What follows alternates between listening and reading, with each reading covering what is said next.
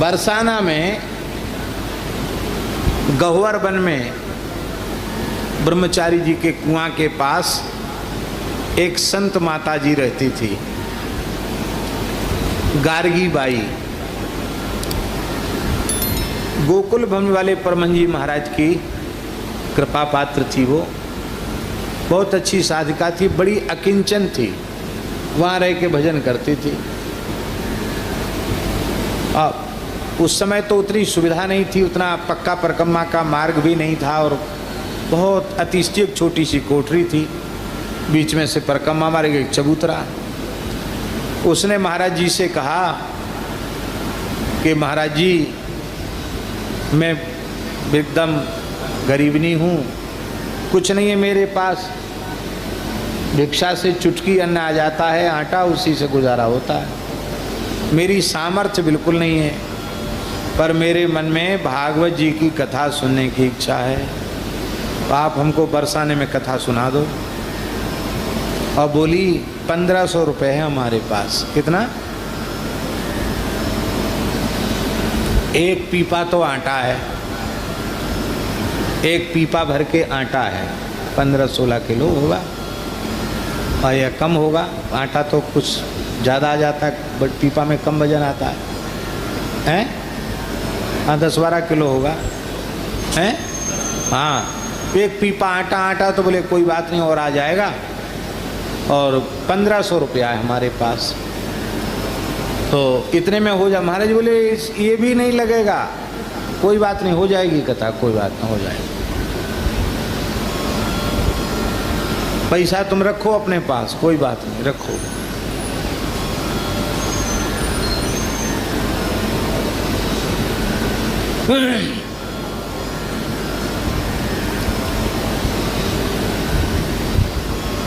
महाराज जी पधारे, हम भी थे साथ में, कथा में छोटे थे।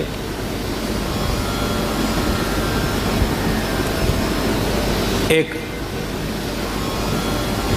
झोपड़ी जैसी छप्पर जैसा डाल दिया, उसके नीचे वो इतनी छोटी चौतरी थी कि उस पर महाराज जी की छोटी चौकी और हम 2-3 मूर्ति, बस, वो बैठने की जगह नहीं थी। एक कोने में बाई, सामने से परिक्रमा, जैसे ये चौकी बैठी, यहाँ से लोग निकलने परिक्रमा वाले, माइक वाइक की जरूरत नहीं,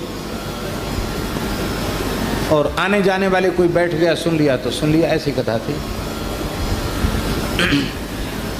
व्यास जी की पूजा तो रोज करनी चाहिए, तो 1 रुपया पूजा में रोज चढ़ाती थी, और जो हम लोग बैठे थे उनको 4 आना 25-25 पैसा चुवन्नी चलती थी,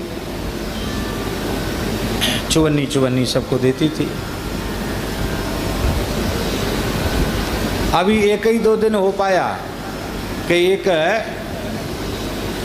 20-22 साल का एक जवान लड़का जैसा था, वो आ गया होगा, वहाँ कुछ काम वाम करता, बोले माता जी हम यहीं रहेंगे, सेवा करेंगे। बोले ठीक है, तो एक पीपा गेहूँ और आ गए, तो बोला महाराज माता जी इनको हम पिसवा लाओ? मैं बोले हाँ पिसवा लाओ। वो क्या, उस माता जी ने 1500 रुपये उस पीपा में ही रखे थे, वो गेहूँ थोड़ी पिसवाना था उसको, तो पीपा पैसा चाहिए था, वो ले गया। वो 1500 रुपया भी नहीं रहे उसके पास। अब वो रोने लगी, बोले महाराज वो तो गया। महाराज जी बोले बहुत अच्छा हुआ, पैसे का आश्रय समाप्त हो गया, भगवान का आश्रय हो गया, बहुत अच्छा हुआ, बहुत अच्छा। अब कथा कैसे? बोली सब हो जाएगा, कथा भी हो जाएगी, भंडारा भी हो जाएगा, कोई चिंता नहीं करो, शांति से। तुम्हारा मन 1500 रुपये में लगा था, इसलिए भगवान ने बड़ी कृपा की, वो चला गया। अच्छा हुआ, बहुत अच्छा हुआ। और खूब संत आते थे कथा सुनने, नाम जापक संत। 2 समय महाराज जी कथा करते थे। तो एक बड़े प्रतिष्ठित दिव्य महापुरुष ने एक बात कही, अरे बोले महाराज जी भारतवर्ष की संत परंपरा के ऐसे महान संत हैं, विद्वान संत हैं, अरे बरसाने में कथा ही कहनी थी तो थोड़ा इशारा हो जाता, बढ़िया से बढ़िया पंडाल बन जाता, व्यवस्था हो जाती, भली बाई सुन लेती। न बैठने की जगह श्रोताओं को, न स्वयं के बैठने की जगह, ना खाने की जगह, ऐसी जगह उन्होंने, इतने बड़े विद्वान होकर वहाँ कथा, ऐसी जगह बैठ के कथा कहनी चाहिए।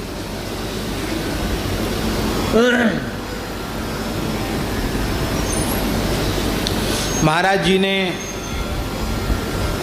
अपने स्तर का विचार नहीं किया। तो कोई महात्मा होंगे भोले भाले, राधा वल्लभ दास जी जैसे,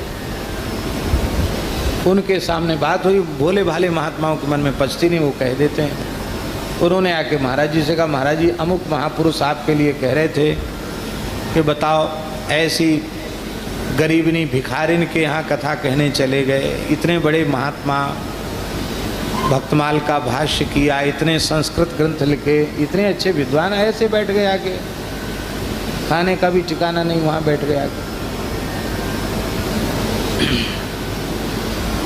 महाराज जी ने कहा बहुत विनम्रता से, उन संत से कहा, उन्होंने जो कुछ कहा है अपने विचार से बिल्कुल ठीक कहा है, पर दास का निवेदन ये है कि जिसने अपना कोई स्तर भीतर से स्वीकार कर रखा हो, उसका स्तर घटेगा और बढ़ेगा, और जिसने अपना कोई स्तर ही स्वीकार नहीं कर रखा है, उसका क्या घटेगा और क्या बढ़ेगा।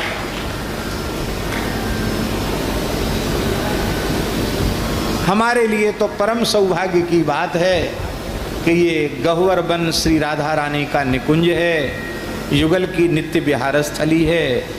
यहाँ सब जितने वृक्ष हैं, लताएं हैं, सब महान रसिक सिद्ध संत हैं।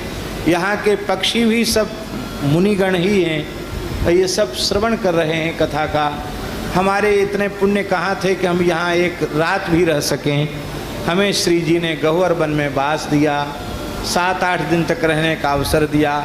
हम तो इसी से कृतार्थ हो गए। जिसने कोई स्तर स्वीकार कर रखा हो, उसका स्तर घटे और बढ़े। हमारा तो कोई स्तर ही नहीं, तो क्या घटेगा और क्या बढ़ेगा। ये बात जब हमने पूज्य मिश्री जी गुरु जी को सुनाई तो वे रो पड़े। उन्होंने कहा, निरुपाधिक अवस्था इसी का नाम है।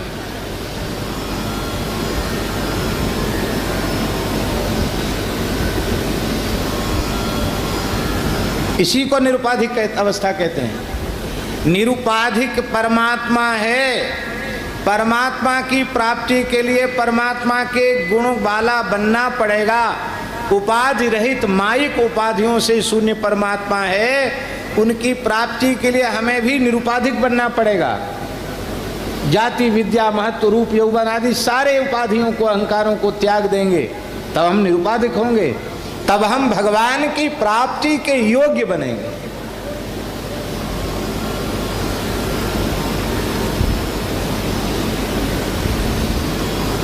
तो सम्मान निरादर आदर ही सब संत सुखी विचरंति में।